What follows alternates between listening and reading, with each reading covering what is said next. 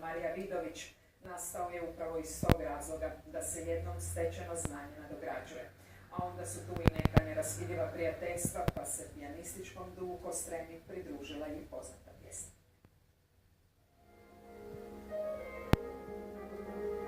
Upoznali su se prije 20 godina u Dubrovačkoj umjetničkoj školi. Tada kao profesorica i učenica. Danas 4 ruke za klavirom i program s dijelima vrhunskih skladatelja.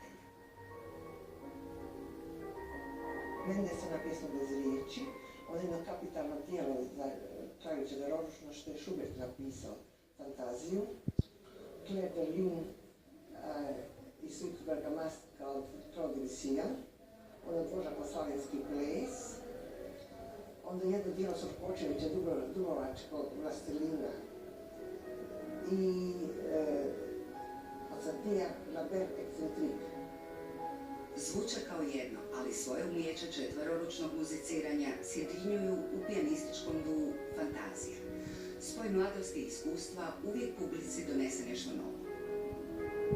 Tako da sam jako sjedna pogotovo što su pored mene 2 Vesne.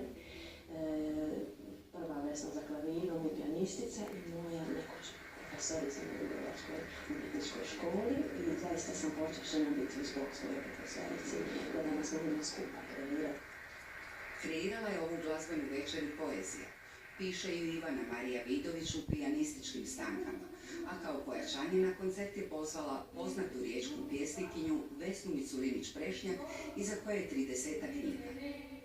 Ljubavnu poeziju najvećim dijelom, zavičajnu, to je otprilike pisanje dušom o svom kraju u kojem nisam nikad živjela i duhovno. Mnoge su pjesme uglazbljene, putovala sam po zbilja mnogim zemljama, dobila mnoge nagrade.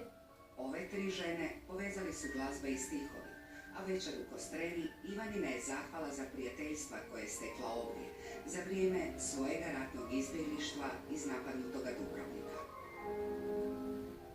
Došli smo do kraja vijesti iz